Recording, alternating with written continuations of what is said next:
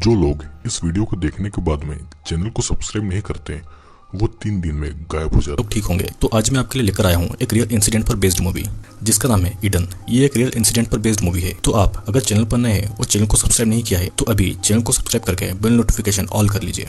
Movie की starting में एक कार की डिक्की में जे नाम की एक लड़की बंधी हुई थी। उसके हाथ पैर और मुंह सब बंधा हुआ था। वो भागने की कोशिश कर रही थी लेकिन वो किडनैप करने वाला आदमी बस सिगरेट पी रहा था और वो फिर उस डिक्की को वापस बंद कर देता है। अब मूवी इस इंसिडेंट के एक दिन पहले आती है। ये बात 1994 की है जहाँ पर जे नाम की एक टीनेज लड़की थी जो अपने फैमिली के रेस्टोरेंट पर काम करती थी और वो चोरी छुपे अपनी फ्रेंड एबी के साथ में सिगरेट पिया करती थी। यह एबी उसे शाम को अब बार में चलने को कहती है और उसके पास बार में जाने के लिए एक फेक आईडी कार्ड भी था क्योंकि जे अभी भी 18 साल की नहीं हुई थी। जे के पिता को पता था कि वो सिगरेट पीती है लेकिन वो उसकी मॉम को नहीं बताते और ये उन दोनों के बीच एक स्वीट सा रिलेशन शो करता है। फिर उसके पिताजी उसे एक रिंग देते हैं जो कि उनकी पुरखों की निशानी थी।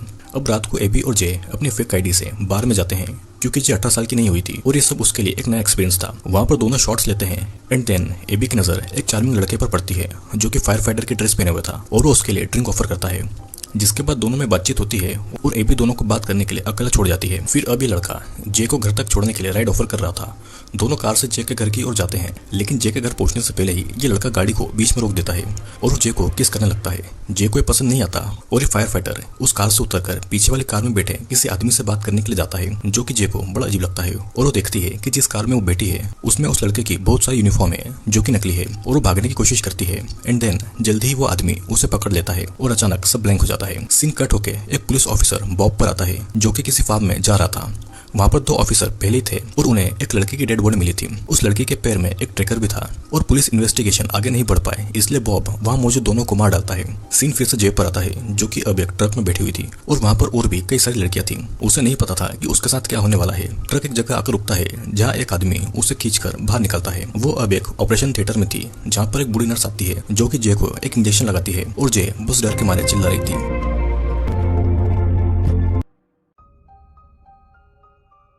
जे की जब नींद खुलती है तो वो एक छोटे से रूम में थी जहाँ पर और भी कई लड़कियां बंक बेड पर थी। फिर वहाँ कुछ अनाउंसमेंट होता है और हम देखते हैं कि वहाँ एक दो नहीं बल्कि कई सारी लड़कियां हैं जिनकी उम्र छोटी से लेकर बड़ी तक है और उन्हें भी यहाँ पर किडनैप करके लाया गया है। उन्होंने बस नाम के कपड़े पहने थे और यहाँ पर बॉब आता है जो कि सभी को कुछ गिफ्ट देता है। जे अभी भी अंदर थी, वो बाहर नहीं आती और देखती है कि क्या चल रहा है। बॉब सभी को एक बिल्ली का बच्चा देता है। जे अभी भी बाहर नहीं आती और बॉब उसे कुछ दिन देता है इस माहौल में डालने के लिए। अब अगले दिन जे बाकी लड़कियों के साथ बाथरूम में थी। वो नहाने जाती है जिसके बाद एक नर्स सभी लड़कियों को चेक कर रही थी और फिर उन्हें कुछ ड्रग दिया जाता है। सभी अपना लंच करती है और सभी लड़कियां अपनी अपनी कैट से खेल रही थी क्योंकि उनकी लाइफ में बस अब एक यही खुशी थी। कुछ दिन बीतते हैं और एक दिन वोग नाम का आदमी कुछ लड़कियों को सिलेक्ट करके कहीं ले जाता है और उनमें जे को भी सिलेक्ट किया जाता है। उसे एक वैन में डाल के एक अननोन प्लेस पर ले जाया जा रहा था। उसे लेदर की ड्रेस पहनाकर उसे फिर एक प्लेस पर लाया गया था और कैमरा के सामने बांध देते हैं। जे के साथ जो भी हो रहा था वो उसके लिए बहुत घिनौना था और उसे जबरदस्ती ये करना पड़ रहा था। उसे रिकॉर्ड किया जा रहा था और तो और उसे अपने क्लाइंट्स को सर्विस भी देना थी जो कि उसने कभी सोचा भी नहीं था। और इसी रात को जे अपनी रूममेट प्रिंसिला के सामने फुट फुट कर रोने लगती है।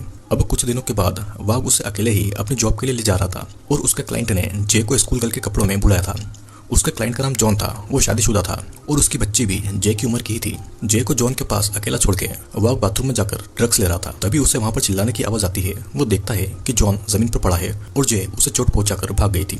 जे ने जॉन के प्राइवेट पार्ट को काट लिया था और उसका मुंह पूरा खून से लाल हो रहा था। उसके कपड़े पूरे खुले हुए थे और वो भाग रही थी लेकिन वॉग उसे पकड़ लेता है।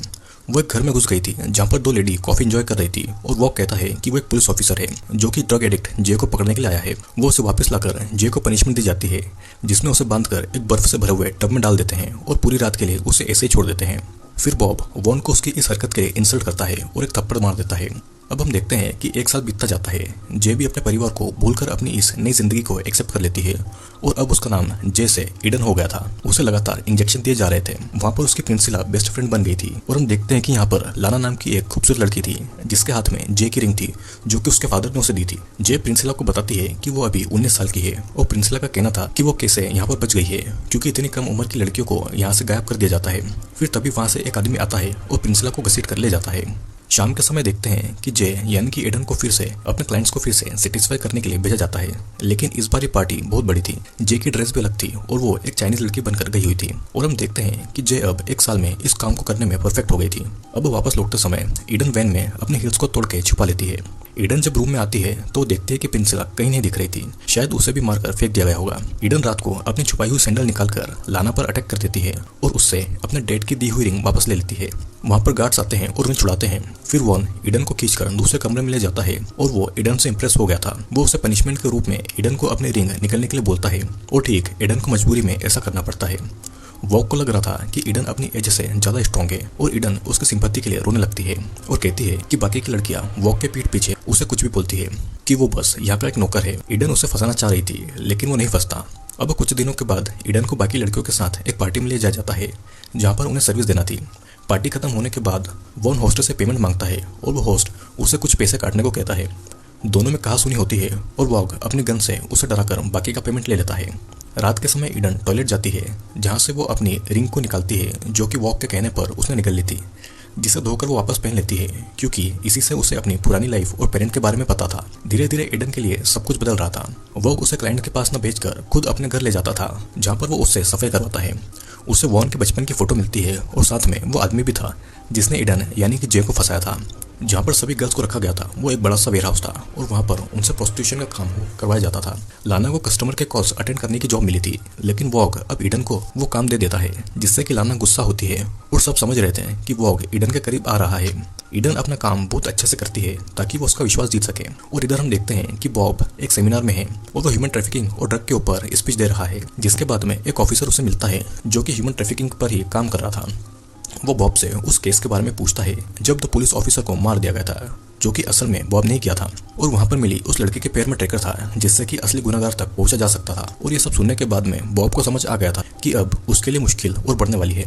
यहाँ पर वॉग ईडन को अपने साथ कहीं ले जाता है जहाँ पर बॉब उसका इंतजार कर रहा था। वॉग की वैन में से 2 लाशें भी थी जिन्हें वो ठिकाने लगाने के लिए लाया था और इनमें से एक लाना की लाश थी। वो उसे बीच लेक में लाकर पानी में डाल देते हैं और एक बार फिर बॉब वॉग की इंसल्ट करता है, जिससे गुस्से में आकर वॉग बॉब को पीछे से अटैक करता है और मार डालता है और बॉब की भी डेड बॉडी को ठिकाने लगा देता है। अब कुछ दिन के बाद वॉग ईडन को एक अनजाने घर ले जाता है जहाँ के लोगों को पता था कि उन्होंने बॉब के साथ क्या किया है। ईडन को अब वॉशरूम जाना था और वो अंदर जाकर देखती है कि उस घर में एक छोटा सा ऑपरेशन थिएटर था। ईडन को वहाँ पर एक रूम का दरवाजा भी खुला हुआ दिखता है जिसके अंदर प्रिंसिला थी और वो प्रेग्नेंट थी। प्रिंसिला को वहाँ पर कुछ महीनों पहले लाया गया था लेकिन ईडन को नहीं पता चल रहा था कि प्रिंसिला को ऐसे यहाँ पर क्यों रखा गया है। जब प्रिंसिला चिल्लाने की कोशिश करती है तो ईडन उसे चुप रहने का कहकर बाहर चली जाती है जहाँ पर सभी न्यूज़ देख रहे थे जिसमें बॉब के मरने की खबर थी। लौटते समय ईडन ड्राइव कर रही थी और वॉग उससे पूछता है कि क्या उसने घर में कुछ देखा और वो उसे बस उस ऑपरेशन थिएटर के बारे में ही बताती है। वॉग को फिर भी कुछ अजीब लग रहा था। वो उसे कार रोकने को कहता है और फिर वैन से एक लड़की को निकालकर ईडन को उसे मारने को कहता है और ऐसा नहीं करने पर उसे खुद को मारना होगा। ईडन के पास कोई और रास्ता नहीं था और इसीलिए वो ट्रिगर दबा देती है, लेकिन असल में उस गन में बुलेट्स ही नहीं थी।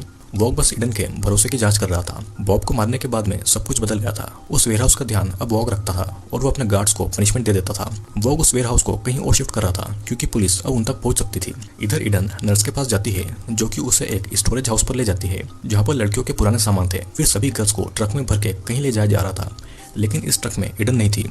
वॉग कहता है कि ईडन बहुत लकी है क्योंकि वो उन लड़कियों के साथ नहीं जा रही है बल्कि वो वॉग के साथ है। वॉग ट्रक से ये सेलिब्रेट करना चाहता था लेकिन पहले वो बाथरूम जाता है और यही मौका था ईडन का कुछ कर देने का।